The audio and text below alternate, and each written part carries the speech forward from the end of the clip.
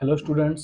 आज मैं आप सभी के लिए लिनक्स का फुल कोर्स लेके आ चुका हूं और ये हमारा लेक्चर नंबर फर्स्ट होने वाला है, जिसके अंदर मैं आप सभी को बेसिक इंट्रोडक्शन देने वाला हूं लिनक्स के बारे में और साथ ही साथ एक चीज़ें बताने वाला हूं कि लिनक्स का यूज क्या है।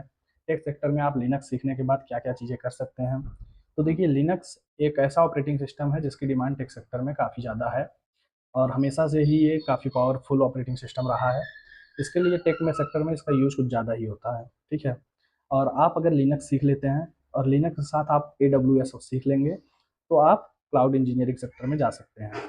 उसके साथ साथ अगर आप लिनक्स के साथ डॉकर सीख लेंगे तो आप डेवऑप्स इंजीनियर बन सकते हैं और साथ ही साथ लिनक्स के साथ आप पाइथन सीख सकते हैं तो ऑटोमेशन इंजीनियर बन सकते हैं। ठीक है। लिनक्स के साथ आप CC या नहीं सीख लेंगे तो नेटवर्क इंजीनियर बन सकते हैं। लिनक्स प्लस सिक्योरिटी सीख लेंगे तो आप साइबर सिक्योरिटी सेक्टर में जा सकते हैं। तो लिनक्स सीख के आप ऐसी तरीके से बहुत ढेर सारी IT फील्ड की जॉब्स ग्रैब कर सकते हैं। ओके। तो लिनक्स का ये एडवांटेज है और ये बेसिकली लेक्चर नंबर फर्स्ट हमारा होने वाला है, जिसके अंदर मैं आप सभी को थोड़ा बेसिक चीज़ों के बारे में बताने वाला हूँ और मैं इसमें हर एक कॉन्सेप्ट बहुत सिंपल तरीके से लेकर टॉप लेवल तक पढ़ाने वाला हूँ। अगर आपने इस कोर्स को पूरा फॉलो कर लिया तो इतना समझ चलिए आपको दूसरा कोर्स देखने की कोई रिक्वायरमेंट नहीं है। आप लिनक्स में पूरी तरीके से मास्टरी कर लेंगे। ओके। तो इसमें हम देखते हैं थोड़ा इंट्रोडक्शन कि आज हम क्या क्या चीज़ें पढ़ने वाले हैं। मैं ज़्यादा टाइम वेस्ट नहीं करूँगा आपका, तो इसीलिए बढ़ते हैं आगे, देखते हैं क्या क्या चीज़ें पढ़ेंगे हम। उसके लिए आप सबसे पहले एक काम करिए, चैनल को अभी आप सब्सक्राइब करिए और वीडियो को लाइक ज़रूर करिएगा और साथ ही साथ कोई भी डाउट रहे तो आप कमेंट सेक्शन में ज़रूर पूछिएगा।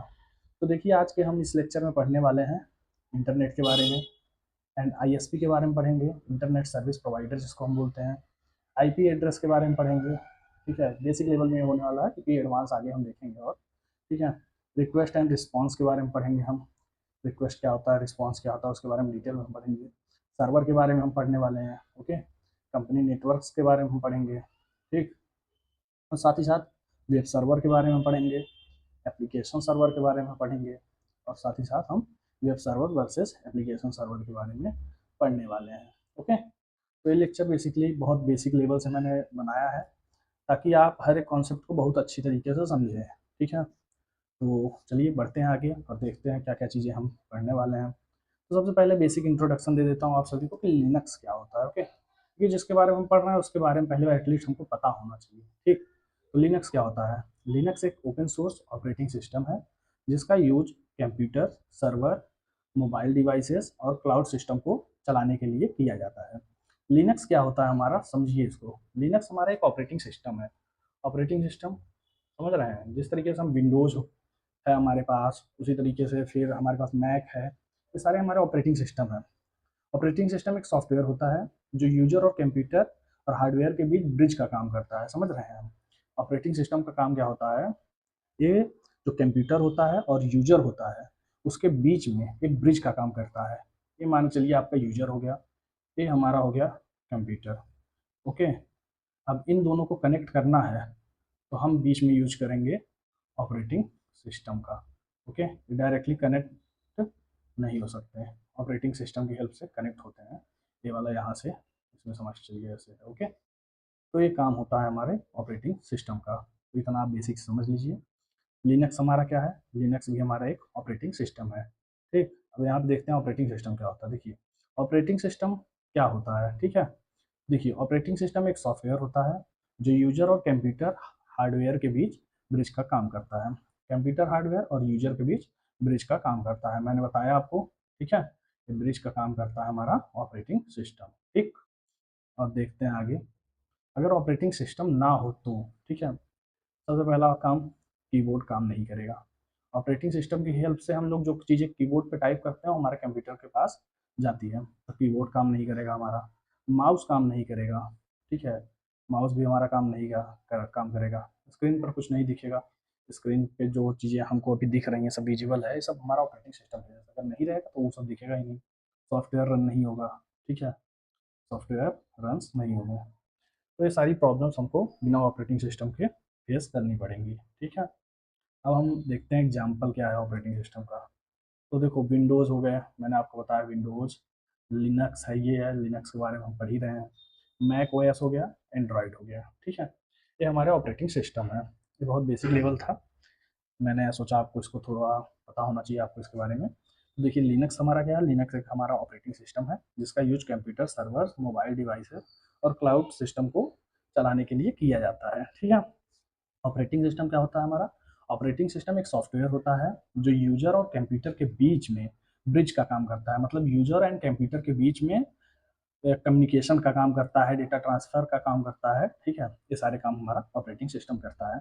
ऑपरेटिंग सिस्टम के एग्जाम्पल ये हो गए Windows, Linux, Mac OS, Android. ठीक है, तो आप इसको समझ लीजिए। कोई भी डाउट अगर आपको यहाँ तक हो तो आप पूछ सकते हैं कमेंट सेक्शन में। अब हम देखते हैं विंडोज क्या है। ठीक है, विंडोज, विंडोज में देखो पर्सनल कंप्यूटर्स के लिए ज़्यादा पॉपुलर है। विंडोज जैसे देखो आज के टाइम पे आप अगर देखेंगे वर्ल्ड वाइड सबसे ज़्यादा कौन सा ओएस यूज हो रहा है ऑपरेटिंग सिस्टम, तो ज़्यादातर लगभग 90% लोगों के पास विंडोज़ होगा, क्योंकि विंडोज़ का कॉस्ट थोड़ा कम रहता है और विंडोज़ काफ़ी पॉपुलर है। ठीक है, लेकिन चलने के मामले में ज़रूरी नहीं विंडोज़ पॉपुलर हो, 90% लोग यूज करते हैं तो इसका ये मतलब नहीं कि विंडोज़ फास्ट है हमारा। ठीक है, और लिनक्स क्या है हमारा? देखो लिनक्स यूज होता है सर्वर्स के लिए, यूज होता है क्लाउड के लिए, यूज होता है डेवऑप्स के लिए, यूज होता है और प्रोग्रामिंग के लिए ज़्यादा पॉपुलर है हमारा लिनक्स। ठीक है, तो इन सारी चीज़ों के लिए हमारा लिनक्स यूज होता है और विंडोज़ जो है पर्सनल कंप्यूटर्स के लिए बेसिक लेवल पे ज़्यादा यूज होता है। ठीक है, लिनक्स विंडोज़ से फास्ट होता है, प्रोसेसिंग वगैरह उसकी फास्ट होती है।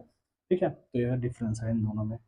अब हम चलते हैं अपने मेन कॉन्सेप्ट की तरफ। तो अब हम आ गए हैं व्हाट इज इंटरनेट। ठीक है, इंटरनेट क्या होता है? तो देखिए सिंपल आंसर इसका समझिए। सबसे पहले देखिए क्या है, the internet is a world wide network of interconnected computer end devices. इसका मतलब क्या है? जो वर्ल्ड वाइड कंप्यूटर है, एक वर्ल्ड वाइड कंप्यूटर हो गया, एक वर्ल्ड वाइड जो कंप्यूटर है और जो भी डिवाइसेस हैं, ठीक, उन सब में जो आपस में कनेक्शन है, ठीक, उन सब का आपस का कनेक्शन, और एक कनेक्शन को हम क्या बोलते हैं? उन सब के बीच का जो नेटवर्क है, ठीक है, आपस में वो लोग कैसे कनेक्टेड हैं, ठीक है, यही हमारा कहलाता है इंटरनेट। इन सब के बीच का कनेक्शन, जिसके थ्रू ये सब कनेक्टेड हैं, ठीक है, यही हमारा इंटरनेट कहलाता है। तो डेफिनेशन यहाँ पे यही लिखी है, the internet is world wide network of interconnected computers end devices. World wide जो कंप्यूटर्स हैं वो आपस में डिवाइसेस के थ्रू, या फिर जो डिवाइसेस हैं वो कंप्यूटर्स के थ्रू कनेक्टेड हैं, वही हमारा इंटरनेट कहलाता है। वो जिसके थ्रू कनेक्टेड है वही हमारा इंटरनेट कहलाता है। ठीक है, that communicate using standard protocols. और ये सब आपस में कम्युनिकेट कैसे करते हैं? जैसे इसको इससे कम्युनिकेट करना है तो कम्युनिकेशन के लिए कुछ प्रोटोकॉल्स होते हैं जिसको हम टीसीपी आईपी प्रोटोकॉल बोलते हैं। ठीक है, टीसीपी आईपी प्रोटोकॉल का यूज करके डेटा शेयर होता है, सर्विस एंड रिसोर्सेज शेयर होते हैं। ठीक है, यही हमारा इंटरनेट है कि world wide computers end devices का कनेक्शन या फिर उनका जो नेटवर्क है उसी को हम इंटरनेट कहते हैं। ठीक है, अब आते हैं नेक्स्ट टॉपिक, आईएसपी क्या होता है? Internet service provider. And internet service provider ISP is a company that provides internet connectivity, assign IP address and enable user to access online services and websites। देखो इंटरनेट सर्विस प्रोवाइडर क्या होता है हमारा? इसके नाम में ही आप समझ सकते हैं, जो हमको इंटरनेट की सर्विस प्रोवाइड करता हो। ठीक है, इसका काम क्या होता है? बेसिकली आपको इंटरनेट प्रोवाइड करना। ठीक है, आपको वर्ल्ड वाइड जो भी डिवाइसेस हैं उससे का आपको कनेक्ट करना। ठीक है, और ये आपको एक आईपी एड्रेस असाइन करता है। आईपी एड्रेस क्या होता है आगे हम देखेंगे, लेकिन फिर भी यहाँ पे मैं आप सभी को बेसिक लेवल बता सकता हूँ। आईपी एड्रेस का मतलब होता है कि आपके डिवाइस का जो एड्रेस है, आप जहाँ पे बैठ के डिवाइस चला रहे हैं, यूनिक आईपी एड्रेस होगा आपके डिवाइस का अलग। ठीक है, जिस तरीके से किसी इंसान का घर का एड्रेस यूनिक होता है, उसी तरीके से आईपी एड्रेस का काम होता है। ठीक है, तो ये होता है आईपी एड्रेस। और ये हमको आईएसपी जो होता है इंटरनेट सर्विस प्रोवाइडर, ये हमको online services and website access करने की फैसिलिटी प्रोवाइड करता है। ठीक है, एग्जांपल में आप देख सकते हैं रिलायंस हो गया हमारा, रिलायंस जियो है, एयरटेल है, बीएसएनएल है। ठीक है, ये सारे हमारे सर्विस प्रोवाइडर हैं। सर्विस प्रोवाइडर मतलब जैसे आप किसी कंपनी का सिम कार्ड यूज कर रहे हैं, ठीक है, आप एयरटेल का सिम कार्ड यूज कर रहे हैं, सपोज हम समझते हैं एयरटेल का सिम कार्ड आप यूज कर रहे हैं, वो आपको सर्विस प्रोवाइड कर रहा है। अब आपको, आप उस सर्विस के बदले उसको कुछ पेमेंट करते हैं जिसको हम बोलते हैं रिचार्ज। ठीक है, और वो हमको सर्विस प्रोवाइड करता है। सर्विस में हमको क्या प्रोवाइड करता है? हम उसके इंटरनेट की हेल्प से वेबसाइट खोल सकते हैं, ऐप चला सकते हैं, गेम्स खेलते हैं, यूट्यूब देखते हैं, ठीक है। तो ये सारी चीज़ें हम करते हैं। तो ये सारी सर्विसेज हमको प्रोवाइड कौन करता है? इंटरनेट सर्विस प्रोवाइडर, ठीक है। तो ये कंपनीज के नाम हो गए और ये इसका इंट्रोडक्शन हो गया। आपको कोई भी डाउट हो तो आप पूछिए ज़रूर। अब हम देखते हैं what is an IP address. Okay, ऊपर मैंने थोड़ा सा आपका इसका इंट्रोडक्शन दिया है, लेकिन यहाँ हम डिटेल में जानेंगे कि आईपी एड्रेस होता क्या है, ठीक है। देखिए, internet protocol address is a unique numerical address assign to every devices connected to the network, ठीक है। नेटवर्क से जो भी डिवाइसेस कनेक्टेड होते हैं हमारे, ठीक है, उन सभी का एक यूनिक एड्रेस होता है। जैसे ये हमारे डिवाइसेस हो गए, ठीक है, और ये सब कनेक्टेड है हमारे नेटवर्क से, ठीक है। ये सब हमारे कनेक्टेड है, मान चलिए, नेटवर्क से। अब इन सभी डिवाइसेस का एक यूनिक एड्रेस होता है, न्यूमेरिक वैल्यू में होता है, ठीक है। जैसे इसका हो गया 1.1, थोड़ा पॉइंट गलत हो गया, 1 मिनट। 1 हो गया, फिर पॉइंट, ओके, फिर यहाँ पे फिर 1 1। इसी तरीके से इसका हो गया, मान के चलिए 2.11। इसका हो गया 3.11, ठीक है। तो इन सब का जो एड्रेस है, एक यूनिक एड्रेस है, ठीक है। और हर एक डिवाइस का यूनिक एड्रेस होगा, ठीक है। ऐसा नहीं है कि इसका 1.11 है तो इसका भी 1.11 होगा, ऐसा बिल्कुल नहीं होगा। हर एक का एड्रेस अलग होगा, ठीक है। It helps identify a device and allow communication between devices over the internet। देखो, इसकी हेल्प से जो हमारे डिवाइसेस होते हैं, ठीक है, वो आपस में कम्युनिकेट करते हैं, ठीक है। अब इस ये नहीं रहेगा हमारे पास, मान चलो आईपी एड्रेस नहीं रहेगा हमारे पास। इसने रिक्वेस्ट की कि मुझे यूट्यूब का वीडियो चलाना है, सर्वर से रिक्वेस्ट किया, सर्वर वीडियो कैसे भेजेगा इसके पास? सर्वर क्या करेगा? सर्वर को नहीं पता, सर्वर इसके पास एक वीडियो भेज सकता है, इसके पास यूट्यूब वीडियो चला सकता है, ठीक है। तो उसी तरीके से इसने मान के चलो, माना कि मुझे फेसबुक चलाना है, ये फेसबुक के लिए एक्सेस करता है कि फेसबुक मुझे चलाना है, और लेकिन सर्वर फेसबुक इसका ओपन कर देता है, ठीक है। तो ये सारी कन्फ्यूजन होती है। जैसे आप समझ सकते हैं कि आपने किसी को चिट्ठी भेजा, और अगर एड्रेस नहीं होगा चिट्ठी पे तो वो लेटर किसी और के पास चला जाएगा, ठीक है, या फिर जाएगा ही नहीं, वहाँ पर रहेगा, कन्फ्यूजन रहेगा कहाँ भेजना है लेटर, ठीक है। तो सारी प्रॉब्लम्स होगी, ठीक है। तो इसीलिए आईपी एड्रेस क्या करता है? हर एक सिस्टम को यूनिक एड्रेस प्रोवाइड करता है, जिसकी हेल्प से सिस्टम कनेक्टेड होते हैं नेटवर्क से, और डेटा एक्सेस करते हैं, डेटा भेजते हैं, ये सारी चीज़ें होती हैं, ठीक है।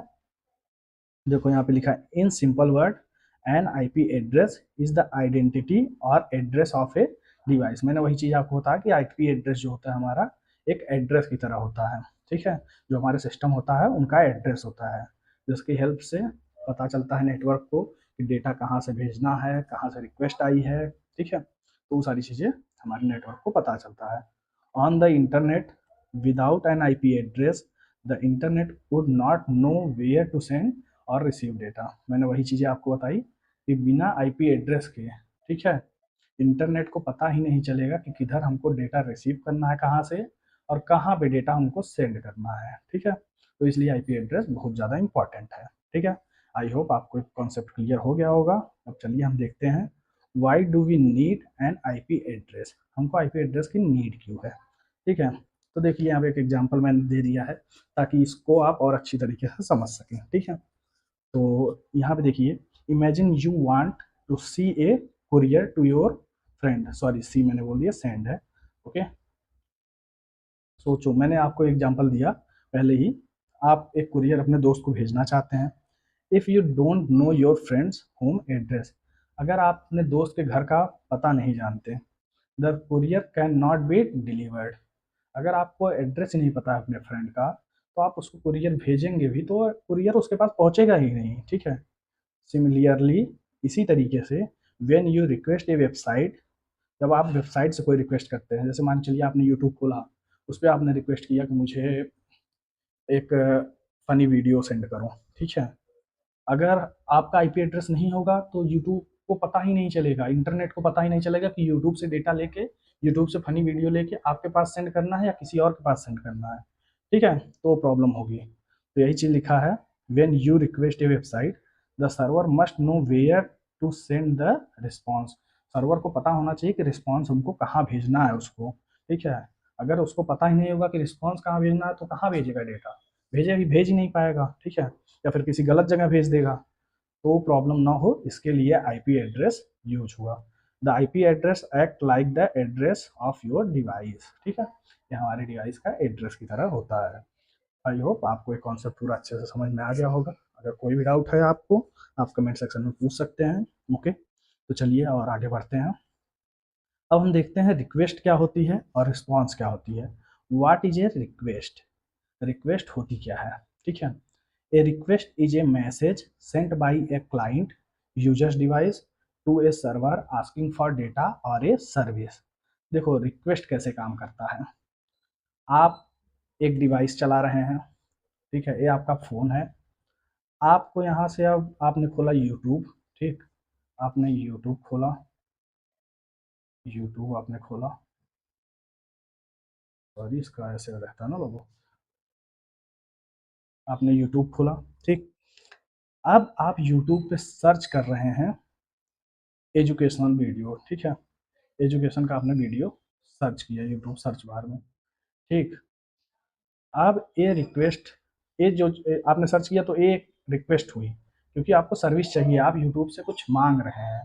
ठीक है, एजुकेशनल वीडियो आप मांग रहे हैं यूट्यूब से। तो यही जो मांगना है, आस्किंग, आप मांगेंगे इंटरनेट के थ्रू, यूट्यूब के पास जाएगा रिक्वेस्ट कि यूजर ने एजुकेशन वीडियो मांगा है। ठीक है, फिर वहाँ से यूट्यूब जो वीडियो आपको सेंड करेगा वो हमारा रिस्पॉन्स हो जाएगा। ठीक है, a request is a message sent by client user device. आप अपने डिवाइस से जो भी रिक्वेस्ट सेंड करते हैं, ठीक है, वो हमारा कहलाता है रिक्वेस्ट। जैसे आप इंस्टाग्राम ओपन कर रहे हैं, ठीक है, या फिर इंस्टाग्राम आप लॉगिन करना चाहते हैं, तो आप लॉगिन करने के लिए जब रिक्वेस्ट सेंड का ऐप खोलेंगे, लॉगिन पे क्लिक करेंगे, तो आप रिक्वेस्ट सेंड कर रहे हैं सर्वर को कि मैं इंस्टाग्राम लॉगिन करना चाहता हूँ। ठीक है, तो ये काम होता है रिक्वेस्ट का। When ever you use the internet your device first send A request. ठीक है, तो उसी तरीके से जब आप कोई भी डिवाइस में कोई भी एप्लीकेशन वगैरह यूज करते हैं तो सबसे पहले रिक्वेस्ट सेंड करता है। ठीक है, वो रिक्वेस्ट सेंड करेगा सर्वर के पास, सर्वर वहाँ से रिस्पॉन्स करेगा, उसके बाद कुछ काम आपका आगे बढ़ेगा। What is response? ठीक है, रिस्पॉन्स क्या है मैंने आपको भी बताया कि आपने यूट्यूब पे खोला, यूट्यूब पे आपने सर्च किया एजुकेशनल वीडियो और ये रिक्वेस्ट आपकी गई सर्वर के पास। अब सर्वर जो भी रिस्पॉन्स भेजेगा, ठीक है, जो भी आपके लिए वीडियो सेंड करेगा यूट्यूब पे, वही आपका कहलाएगा रिस्पॉन्स। ठीक है, आपने एजुकेशनल वीडियो मांगा, ये हमारा हो गया रिक्वेस्ट, यूट्यूब ने आपको एजुकेशनल वीडियो भेजे, वो हो गया उसका रिस्पॉन्स। तो यही चीज़ यहाँ पे लिखी है, a response is the reply sent by the server after processing the request. ठीक है, जो रिस्पॉन्स होता है हमारा वो सर्वर के द्वारा भेजा जाता है रिक्वेस्ट को प्रोसेस करने के बाद। जैसे क्लाइंट ने रिक्वेस्ट भेजी, ठीक है, वो रिक्वेस्ट पहुंची सर्वर के पास। अब सर्वर उस रिक्वेस्ट को प्रोसेस करेगा और उस जो भी रिक्वेस्ट रहेगी उसके अकॉर्डिंग रिप्लाई सेंड करेगा। The response contains the data और service requested by the client. ठीक है, जो रिस्पॉन्स होगा वो कंटेन करेगा जो भी डेटा क्लाइंट के द्वारा मांगा गया है या जो भी सर्विस क्लाइंट के द्वारा मांगी गई है उसके अकॉर्डिंग। ठीक है, उसके अकॉर्डिंग वो रिस्पॉन्स करेगा। जैसे इसने मांगा वीडियो, एजुकेशनल वीडियो, यूट्यूब ने सर्वर के पास डेटा सेंड किया। अब सर्वर क्या काम करेगा, सर्वर इसका जो रिक्वेस्ट है उसको प्रोसेस करेगा, उसको प्रोसेस करके उसके नीड के अकॉर्डिंग, ठीक है, अब उसको एजुकेशनल वीडियो भेजेगा। ठीक है, उसकी जैसी भी रिक्वायरमेंट है उसके अकॉर्डिंग रिस्पॉन्स करता है सर्वर। ठीक है, तो यही काम हो गया बेसिकली हमारे सर्वर का। तो सर्वर में रिक्वेस्ट का काम और रिस्पॉन्स का काम आपको समझ में आ गया होगा। ठीक है, कोई भी डाउट हो तो आप बिल्कुल पूछ सकते हैं कमेंट सेक्शन में। अब आगे बढ़ते हैं और आपको एक फ्लो डायग्राम के थ्रू कुछ चीज़ें मैं समझाने की कोशिश करता हूँ।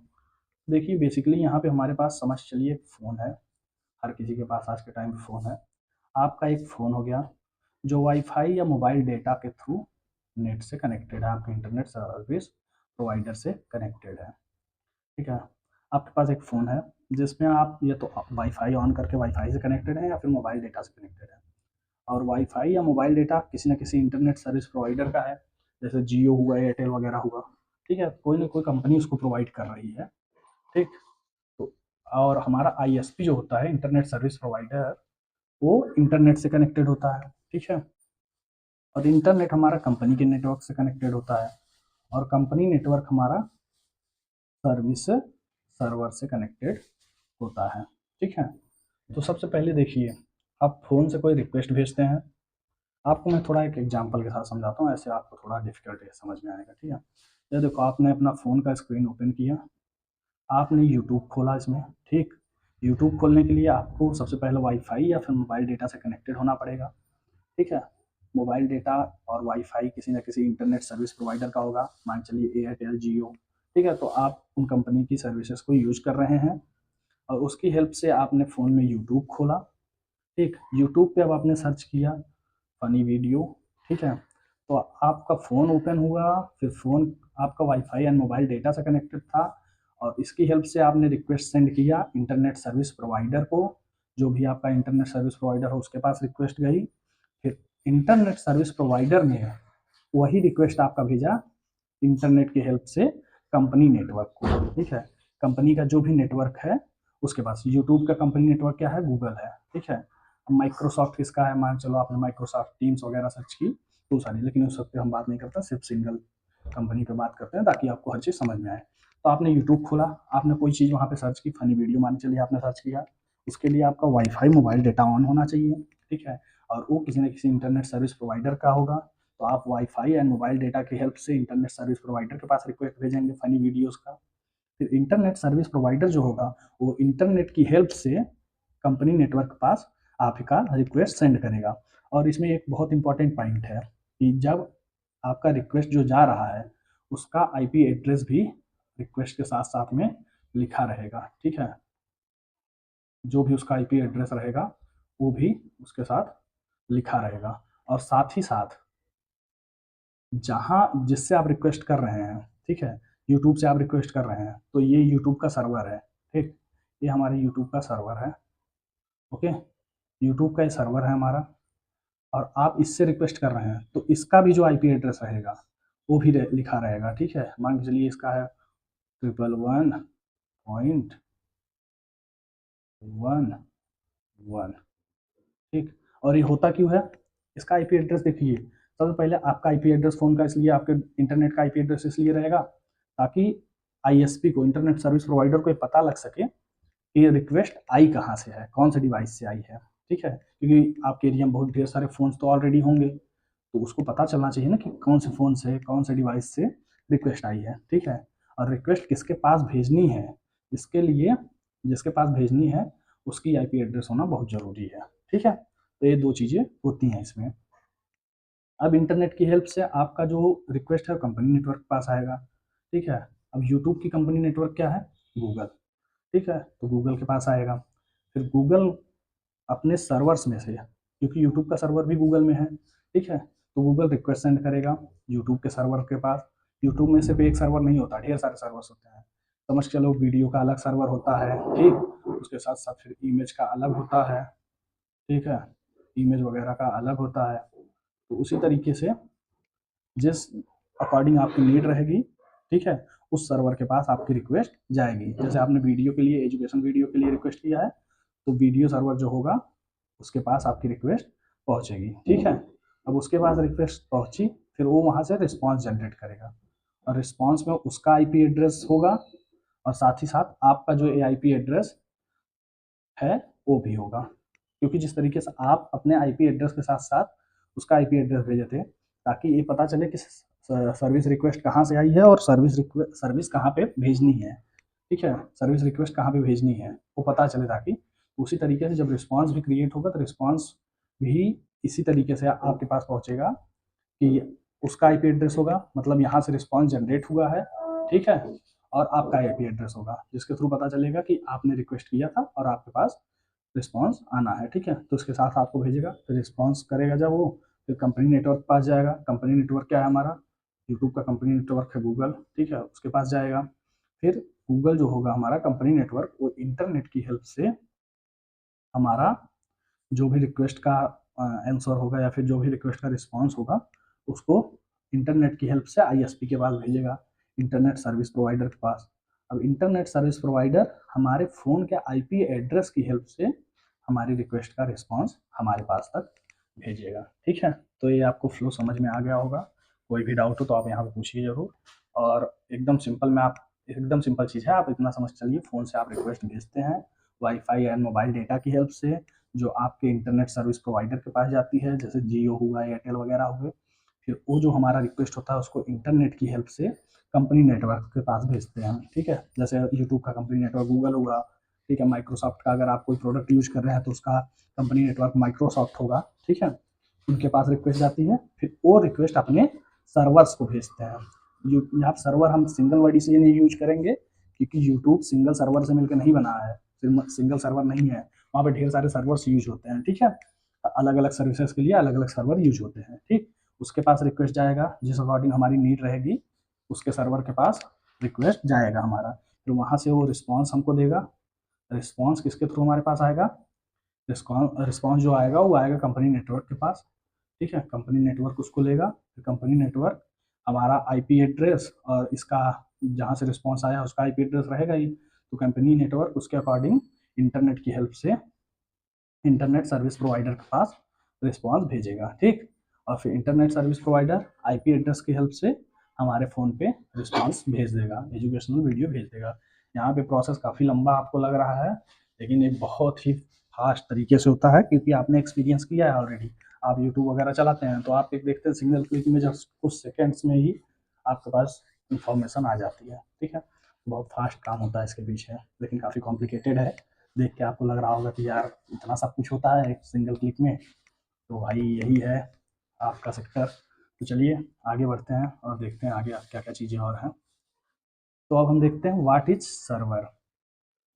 सर्वर मैंने आपको अभी ऊपर बेसिक में बताया, अब यहाँ हम डिटेल में देखते हैं सर्वर क्या होता है।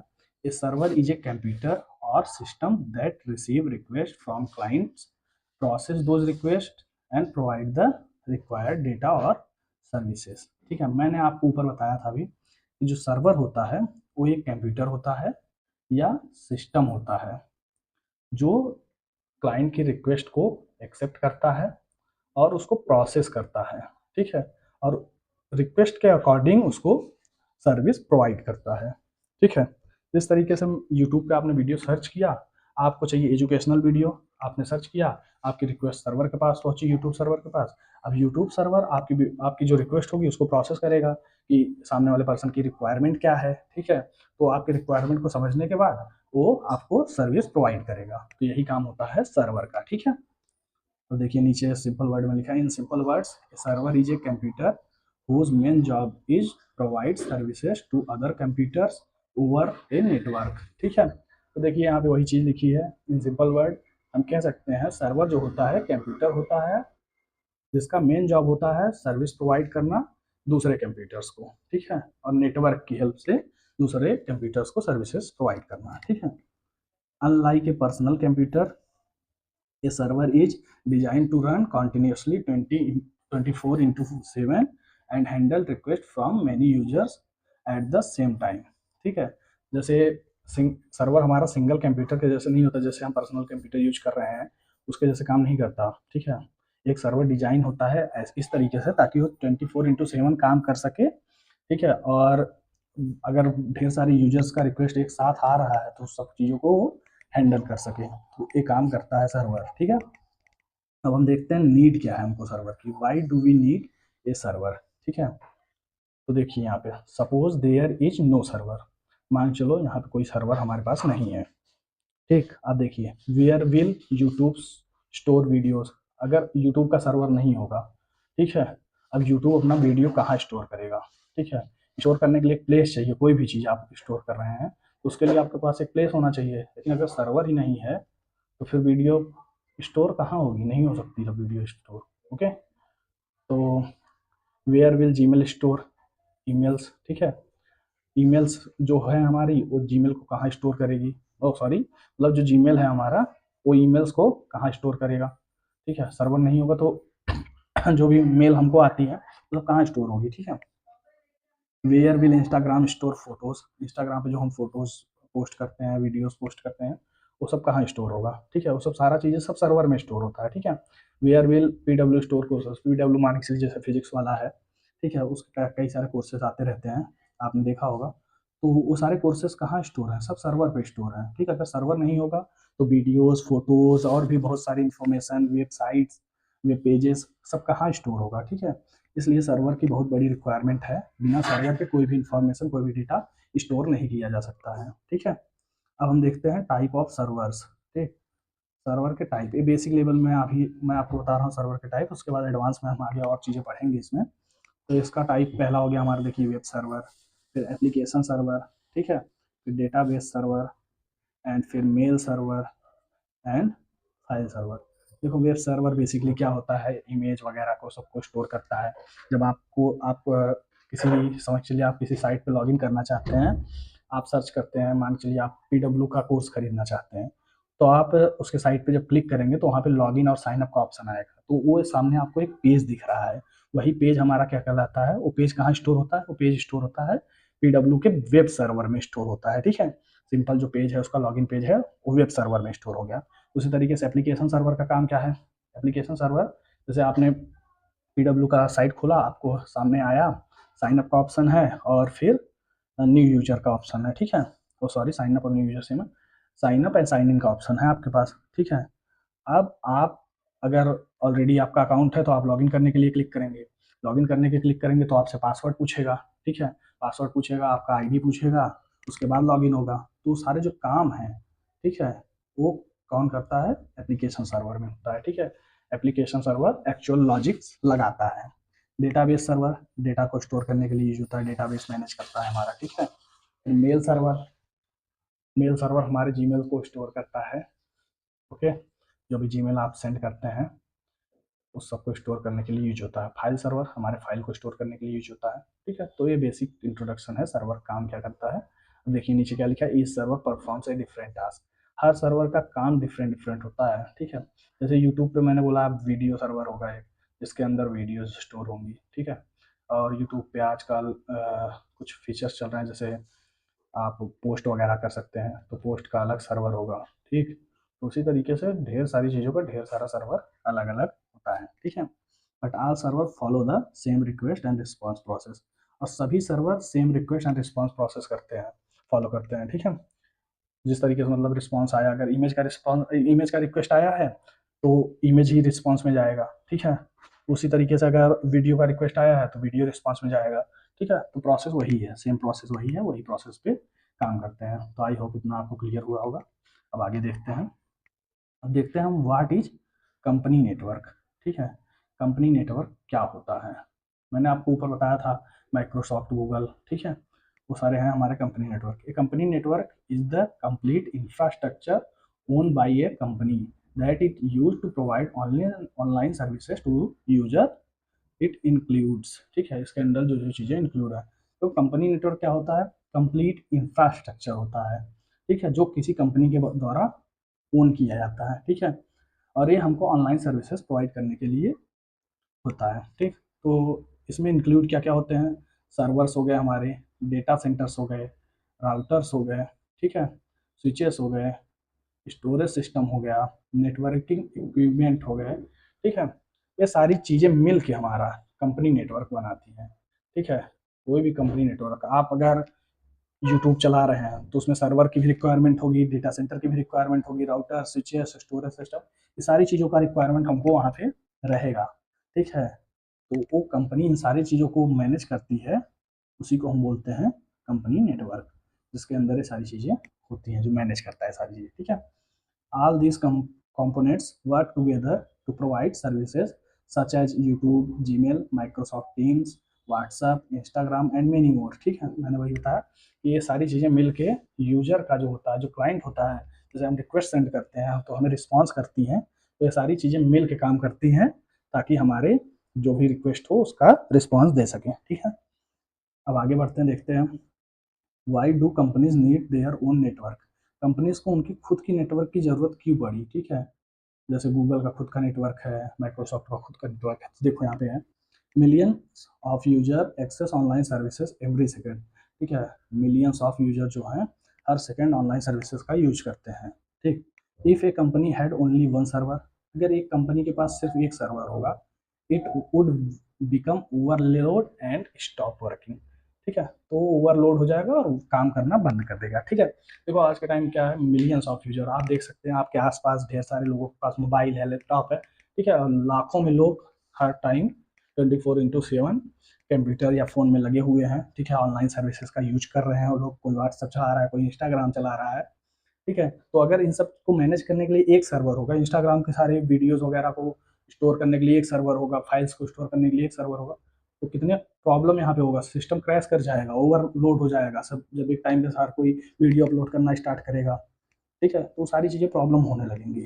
तो देखो यही लिखा है यहाँ, to avoid this companies build large networks, इस चीज़ को अवॉइड करने के लिए, ताकि सर्वर जो है हमारा ओवरलोड ना हो, उसको अवॉइड करने के लिए companies large server, large networks बनाती है।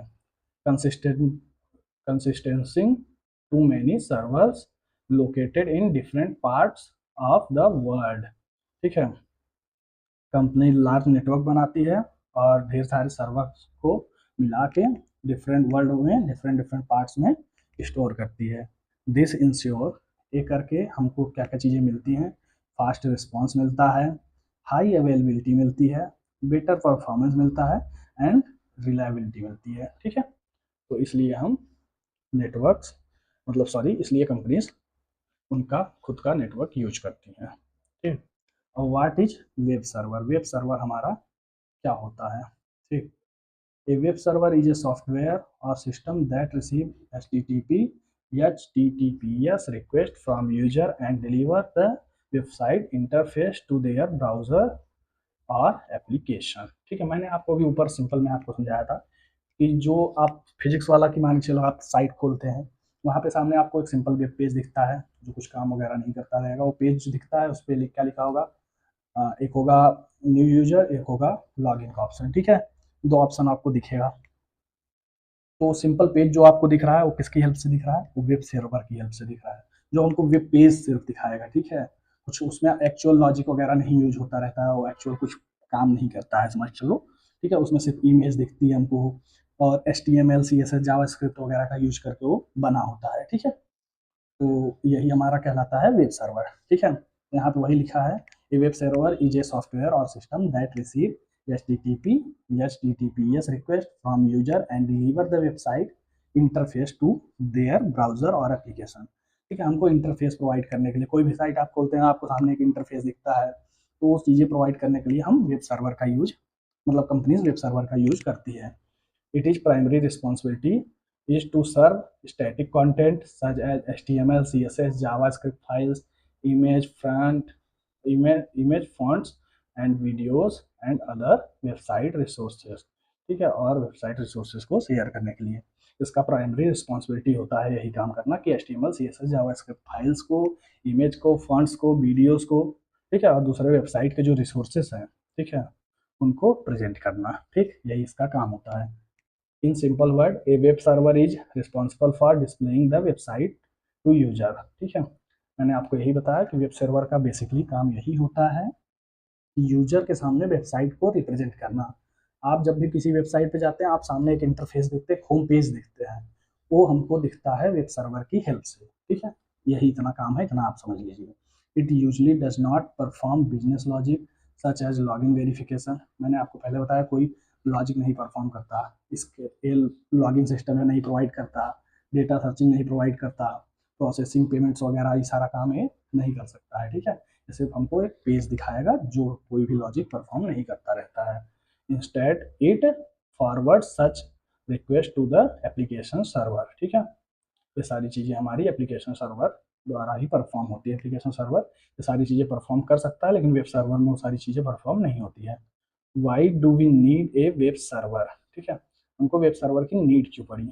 When a user open a website, the browser first need the website interface। The browser cannot display anything until it receives file like HTML, CSS, JavaScript, image, the web server provide this file quickly so the user can see the website. देखो हम इसका use क्या है, ये हम use क्यों करते हैं। सबसे पहले आप समझो, आप किसी भी वेबसाइट को अगर ओपन करेंगे तो आप वो पहली चीज़ वेबसाइट को पता नहीं होगा कि आप ऑथराइज पर्सन हैं कि नहीं है, आपने मेंबरशिप ली है कि नहीं ली है, ठीक है। वो सारी चीज़ें उसको थोड़ी पता है वेबसाइट को, तो डायरेक्टली अपना जो भी फीचर्स होगा जो या फिर जो भी सर्विसेज होगी वो आपको ऐसे नहीं प्रोवाइड कर सकता है, ठीक है। तो वेब पेजेस की हेल्प से क्या होता है, वो आप उस वेबसाइट की साइट पे पहुंच जाते हैं, आप वहाँ पे पूरा उसका इंटरफेस देखते हैं, वहाँ पे आपका लॉगिन सिस्टम होगा, साइन अप सिस्टम होगा, वो सारी चीज़ें वहाँ पे आपको प्रोवाइड हो जाएंगी। साथ ही साथ वो अपना इंट्रोडक्शन देते हैं कि हमारा जो सर्विस है वो क्या है, हम किस लिए हम किस चीज़ के लिए सर्विसेज प्रोवाइड करते हैं, वो सारी इन्फॉर्मेशन वो अपने वेब सर्वर की हेल्प से हमको दिखाते हैं, ठीक है। वेब सर्वर के लिए वो ये सब दिखाने के लिए HTML CSS, ठीक है, जावा स्क्रिप्ट और इमेजेस वगैरह का यूज करती हैं कंपनीज, ठीक है। और जब ये सारी चीज़ें हम देख लेते हैं तो अगर हमको साइन अप करना होता है तो हम साइन अप करते हैं, नहीं तो हमको लॉगिन करना होता है तो हम लॉगिन करते हैं, ठीक है। तो सारा काम हम करते हैं आगे, फिर उसके बाद देखते हैं आगे क्या चीज़ें और हैं। अब हम देखते हैं what is an application server. Application server क्या है, मैंने आपको भी जस्ट बताया, समझ चल लीजिए। एप्लीकेशन सर्वर मतलब जो एक्चुअल लॉजिक परफॉर्म कर रहा हो, simple simple. An application server is a software और system that execute the applications business logic process clients request communication with database and generate dynamic response, ठीक है। देखो वेब सर्वर का काम क्या था, सिर्फ होम पे वेब पेज दे देना, ठीक है। वो कोई लॉजिकल ऑपरेशन नहीं परफॉर्म करता था। लेकिन अब एप्लीकेशन सर्वर क्या करता है, एक हमारा सॉफ्टवेयर सिस्टम होता है जो एप्लीकेशंस के बिजनेस लॉजिक को परफॉर्म करता है, क्लाइंट की रिक्वेस्ट को प्रोसेस करता है, कम्युनिकेट करता है डेटाबेस के साथ और डायनेमिक रिस्पॉन्स जनरेट करता है, ठीक है। इस तरीके से आपने जब आप वेब पेज पे आ गए, ठीक है, अब वहाँ पे यूजर अकाउंट आपका पूछ रहा है तो आपने अपना आईडी डाला, पासवर्ड डाला, आपने साइन अप कर लिया, ठीक है। जिस तरीके से आप समझ चलिए फ़ोन पे आप यूज कर रहे हैं, फ़ोन पे आपने ओपन किया, ठीक है, दूसरे फ़ोन में आपने फ़ोन पे ओपन किया। अब आप यहाँ पे आ गए होम पेज पे फ़ोन पे के, ठीक है। यहाँ पे आपको क्या दिखेगा, लॉगिन दिखेगा, न्यू अकाउंट दिखेगा, ठीक। दो चीज़ें आपको दिखने वाली हैं, ठीक। तो आपके पास ऑलरेडी मान के चलिए अकाउंट है, तो आप लॉगिन पे क्लिक करेंगे। जब लॉगिन पे आप क्लिक करेंगे यहाँ पे, तब क्या होगा, तो सबसे पहले वो आपका फ़ोन नंबर मांगेगा कि आप कौन से फ़ोन नंबर के साथ आप रजिस्टर हैं हमारे साथ। आप फ़ोन नंबर देंगे, फिर वो OTP लेगा, पासवर्ड लेगा, वेरीफाई करेगा कि आप ऑथराइज पर्सन हैं या नहीं है, ठीक है। तो वो सारा काम हमारा किसके थ्रू होता है, एप्लीकेशन सर्वर के थ्रू होता है, ठीक है। वो सारा लॉजिक जो है एप्लीकेशन सर्वर की हेल्प से लगता है। तो यहाँ पे देखिए, in simple words the application server perform the actual work behind the website और एप्लीकेशन। ये जो एक्चुअल वर्ड होता है इसको परफॉर्म करता है वेबसाइट के और एप्लीकेशन के पीछे साइड से, ठीक है। When ever A task require calculation, जब हमको जब हम वहाँ कैलकुलेशन की रिक्वायरमेंट होती है, कैलकुलेशन करता है। वेरिफिकेशन की रिक्वायरमेंट होती है, वेरिफिकेशन करता है, सर्चिंग करता है, ऑथेंटिकेशन करता है, ठीक है।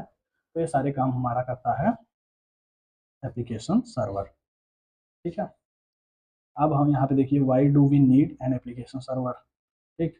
A web server can only provide static files. Web server जो होता है हमारा ऐसे स्टैटिक फाइल्स प्रोवाइड करता है। How ever user also perform operation like login, ठीक है, साइन अप। वो हमको स्टैटिक फाइल्स प्रोवाइड करता है, तो वहाँ पे लॉगिन सिस्टम सर्च वगैरह सारी चीज़ें लिखी होती हैं, लेकिन वो सारा कोई फंक्शन खुद से नहीं वो परफॉर्म कर सकता। तो वहाँ के लिए हमको क्या चाहिए, एप्लीकेशन सर्वर की रिक्वायरमेंट पड़ती है। एप्लीकेशन सर्वर क्या करता है, हमको लॉगिन सिस्टम प्रोवाइड करता है, साइन अप सिस्टम प्रोवाइड करता है, सर्च प्रोवाइड करता है, पेमेंट्स करना है तो उसको प्रोवाइड करता है, AI चैट, प्रोफाइल अपडेट, ऐसे ही बहुत सारी जो भी फंक्शंस हैं वो सारी चीज़ें हमको कौन प्रोवाइड करता है, एप्लीकेशन सर्वर। बिना एप्लीकेशन सर्वर के यूजर लॉगिन कैसे करेगा, यूजर साइन अप कैसे करेगा, क्योंकि हमारा वेब सर्वर ये सारी चीज़ें परफॉर्म ही नहीं करता, वो सिर्फ हमको एक सामने वेब पेज दिखाएगा जिसमें कोई लॉजिकल ऑपरेशन परफॉर्म नहीं होता रहता है, ठीक है। These operations require logic and data processing which are handled by the application server, ठीक है। तो ये हमारा हो गया आज का लेक्चर नंबर फर्स्ट कंप्लीट, जिसके अंदर मैंने आप सभी को ये सारी कॉन्सेप्ट क्लियर कर दिए हैं। तो अब नेक्स्ट वीडियो में हम आगे पढ़ने वाले हैं, और तब तक अगर आपको इन सब वीडियोस में यहाँ तक कोई डाउट हो तो आप कमेंट सेक्शन में पूछ सकते हैं। और साथ ही साथ चैनल को अगर आपने सब्सक्राइब नहीं किया तो सब्सक्राइब ज़रूर करें। बिना सब्सक्राइब किए पढ़ना गलत बात है, ठीक है। तो चलिए, thank you for the watching and enjoy करिए और पढ़िए अच्छे से, ओके।